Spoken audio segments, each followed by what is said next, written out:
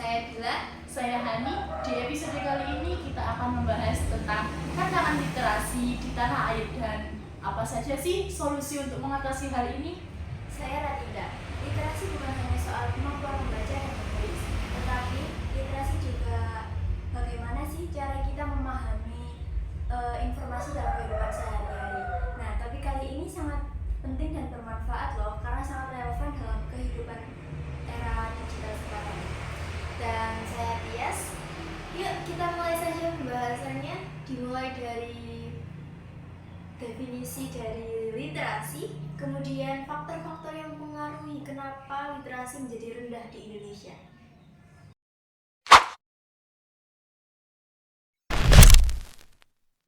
Pertama, mari kita bahas apa itu literasi.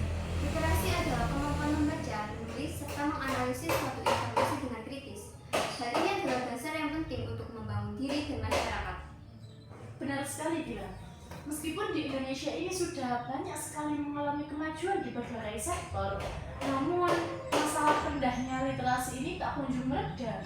Hal ini bisa saja disebabkan oleh akses pendidikan yang setara, lalu ada metode pengajaran yang sangat bervariasi, seperti kurikulum Merdeka, kurikulum 13, dan sekarang akan berubah lagi seperti dahulu. Serta keterbatasan fasilitas pendidikan yang membuat siswa memendam sesuatu di dalam dirinya dan tidak bisa mengungkapkan kepada masyarakat. Mungkin tidak bisa menyalurkan bakat, seperti siswa itu bisa berenang tapi tidak ada Fasilitas seperti kolam juga seperti itu. Nah, tak hanya faktor pendidikan, akses budaya dan ekonomi juga berperan. Di beberapa daerah membaca masih dianggap tidak produktif dan keterbatasan ekonomi membuat prioritas pendidikan sering tertunda. Dari berbagai sumber, tapi tidak semua informasi yang beredar itu dapat mendukung peningkatan literasi di Indonesia. Justru masih banyak konten yang justru menyesatkan pelajar-pelajar di Indonesia, seperti termakan berita-berita hoax. Masih banyak sekali. Tepat sekali. Ditambah lagi, para pelajar sekarang tidak bisa membedakan mana informasi yang relevan atau mana yang hoax. Jadi itu bisa menambah literasi di Indonesia. Tepat sekali.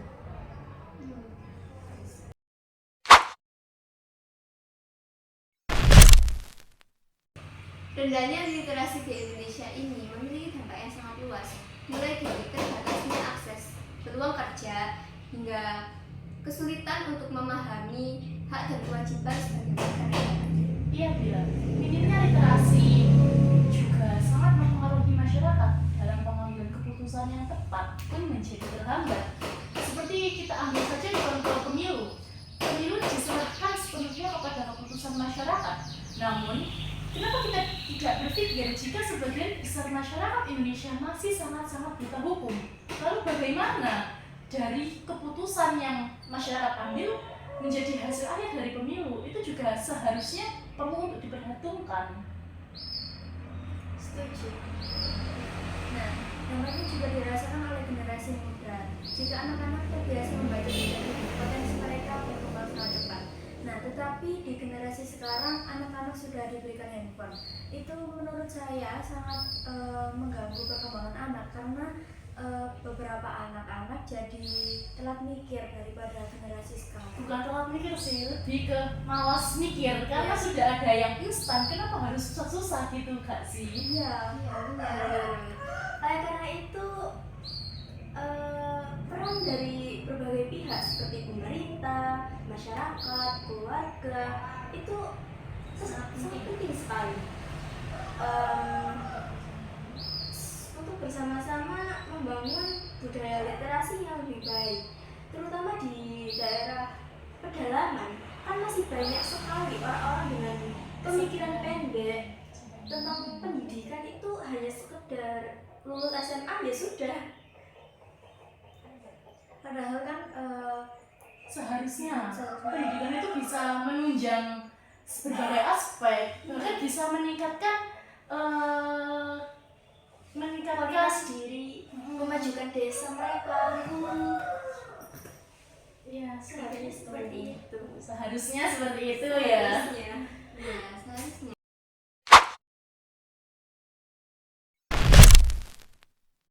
Jadi solusi apa sih yang sebenarnya kita butuhkan? Salah satu kunci utamanya adalah pemerataan akses pendidikan yang merata di seluruh Indonesia. Ya nggak sih? Iya, benar banget. Kalau ditanya solusi sih, yang paling pertama harusnya memberikan solusi adalah pemerintah. Karena pemerintah perlu banget untuk mengembangkan program-program pendidikan seperti pembangunan sekolah di daerah terpencil, lalu ada pelatihan khusus untuk guru agar sistem pendidikan memiliki kualitas pendidikan yang merata.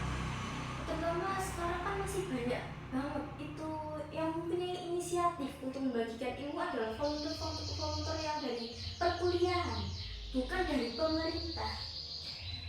Bener banget sih, dan itu menunjukkan kalau memang pemerintah tidak terlalu memperhatikan pendidikan ini.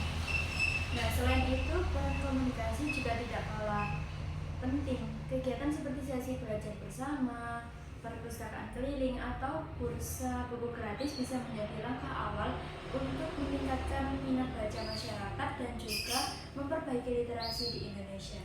Benar banget, tapi kembali lagi ke yang pertama tadi, ini bukan program yang dikeluarkan oleh pemerintah. Ini dari namanya itu kayak komunitas, inisiatif komunitas yang sadar akan betapa rendahnya literasi di Indonesia. Oleh karena itu, jangan lupa peran orang tua di sini sangat penting sekali. Membiasakan anak-anak membaca buku dari rumah semenjak kecil itu termasuk investasi jangka panjang agar kedepannya mereka terbiasa untuk membaca. Kalau dari kecil saja nggak terbiasa membaca, ya gimana waktu besar bisa membaca secara rutin gitu kan? Iya, malah makin malas kan? Iya. Lihat tulisan dari atas sampai bawah aja kayak udah pusing duluan. Lihat buku tebel dikit aja udah pusing kan? Bener. Kemudian kan ada pemanfaatan teknologi dari e-book, dari edukatif. Itu seharusnya bisa digunakan bagi orang-orang terpelosok sebagai pendekatan secara instan gitu kan. Namun sayangnya selain literasi yang rendah, kesadaran masyarakat Indonesia juga sangat-sangat rendah. Karena kita udah enak banget loh, ini ada HP, ada laptop, ada berbagai macam internet, kayak e-book lah, buku online. Tapi kenapa gitu masih banyak banget orang yang mengabaikan hal itu? Malah informasi yang harusnya bisa jadi informasi mereka jadikan untuk menghambat gitu kan. Seharusnya pemerintah mengatasi hal ini lebih baik, tapi justru di sini pemerintah menjadi penghambat. Tapi nggak bisa sih kalau pemerintah sudah oke, ayo maju, tapi masyarakatnya ya nggak mau gitu. Ini kesalahan dari awal, soalnya dari dulu, dari akarnya mereka udah dididik kayak gini. Mereka nggak dibiasakan membaca, mereka nggak mengedepankan pendidikan. Apalagi kan dulu latar belakang ekonomi Indonesia kan rendah sekali. Iya sih, benar. Harusnya kayak kalau pemerintah, ya kita juga nggak bisa sepenuhnya menyalahkan pemerintah. Kalau harusnya emang dari awal kesadaran masyarakat Indonesia rendah, harusnya pemerintah punya cara kayak mikir lah gimana sih ini Indonesia ini literasinya rendah dan kesadarannya pun menipis. Harusnya kayak sudah sadar dan harus semakin didukung, bukan malah kayak ya udah gitu. Iya, benar. Setuju sih sama Hani sama Tias, karena aspek ekonomi kan juga sangat mendukung ya.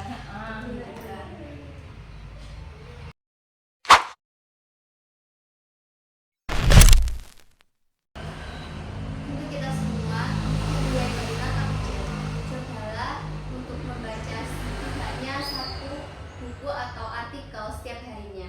Setiap halaman yang kita baca akan membuka wawasan kita dan memperkuat kemampuan kita untuk berpikir kritis. Sayangnya bilang kita tidak bisa bisa memaksakan hal itu kepada orang yang memiliki pikiran bahwa membaca buku hanya untuk orang pintar. Nah, stigma seperti itu sudah melekat pada diri mereka, dan kita tidak bisa memaksakan hal ini masuk ke dalam mereka. Mungkin bisa saja bisa, mungkin saja bisa, dan itu dari kita sendiri. Kita membaca buku, lalu kita bisa mengaplikasikan apa yang kita baca, lalu kita bisa bilang kepada mereka, kalau kamu ingin jadi seperti aku, maka bacalah. Ini itu menjadi salah satu solusi untuk meningkatkan literasi di Indonesia seperti itu. Kita semua memiliki peran dalam membangun budaya literasi. Maka, jadikan membaca sebagai aktivitas yang menyenangkan dan bermanfaat, baik untuk diri sendiri maupun orang lain. Terima kasih untuk waktu kalian. Semoga podcast ini bisa menginspirasi langkah nyata untuk meningkatkan literasi negara kita. Jangan lupa ya, share podcast ini ke teman ataupun kenalan kalian, sehingga kita semua bisa maju bersama menjadi Indonesia yang lebih ramah lagi dengan literasi. Sampai jumpa guys. Sampai jumpa.